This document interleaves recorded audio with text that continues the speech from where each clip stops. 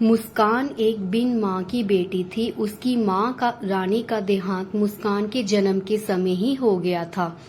उसके पिता और उसकी दादी ने ही उसे पाल पोस कर बड़ा किया।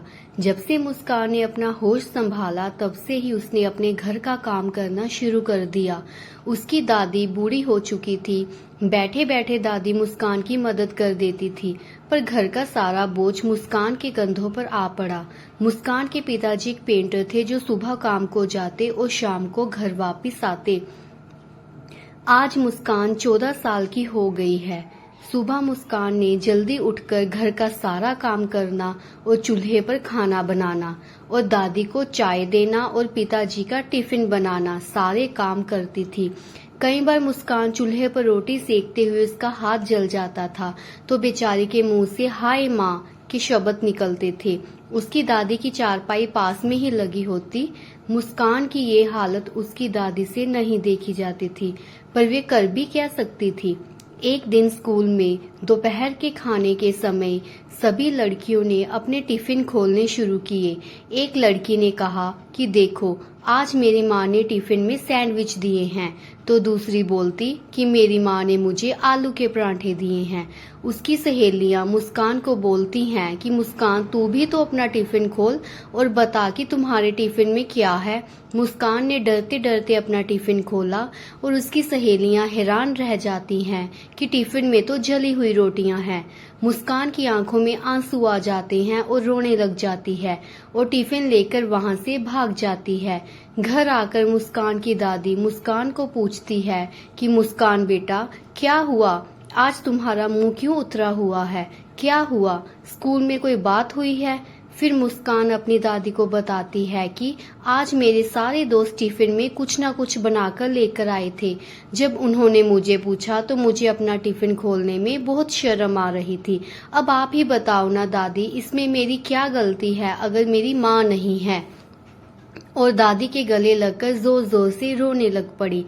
एक बार मुस्कान के स्कूल में प्रिंसिपल साहब ने स्कूल को सारी लड़कियों को कहा कि हम कल एक प्रोग्राम रख रहे हैं जिसमें सब लड़कियों को अपने हाथों को साफ करके और सजा कर आना है।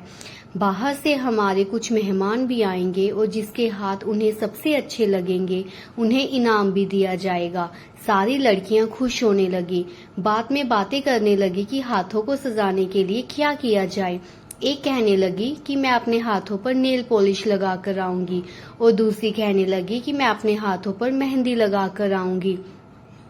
सारी आपस में बातें करने लग पड़ी, पर मुस्कान चुपचाप उनकी बातें सुन रही थी। वे कुछ नहीं बोली। जब अगले दिन प्रोग्राम था, मुस्कान स्कूल के लिए लेट हो गई क्योंकि उसकी दादी की तबीयत ठीक नहीं थी। सुबह उठकर जल्दी जल्दी में खाना बना रही थी कि कढ़ाई में पड़ी दाल उसके ऊपर गिर गई। उसके हाथ पैर जल गए। जैसे तैसे करके उसने सारा खाना बनाया और दादी को खिलाया। उसके बाद उसने अपने पिताजी को टिफिन बना कर दिया।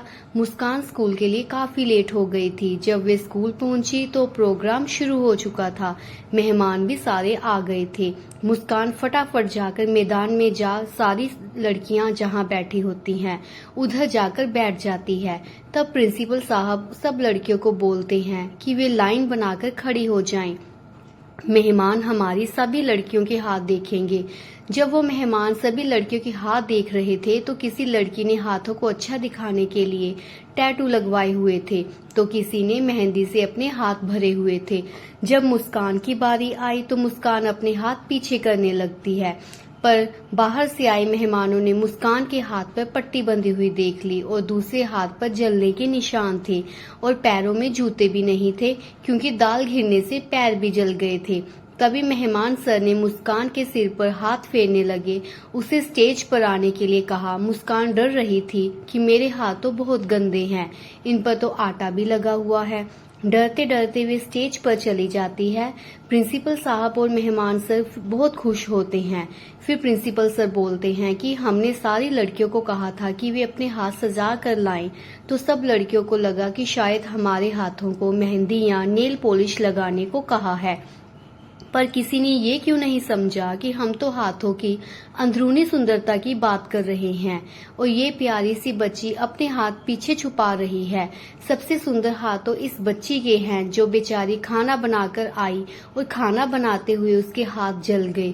मेहमान सर के पूछने पर मुस्कान ने बताया कि मेरी माँ नहीं है, मैंने तो अपनी माँ को कभी देखा भी नहीं कि वो कैसी होती है। मुस्कान की आंखें भर आई और सिसकियां लेने लगी। सबकी आंखों में आंसू आ गए। तभी प्रिंसिपल साहब ने मुस्कान को अपने गले लगा लिया।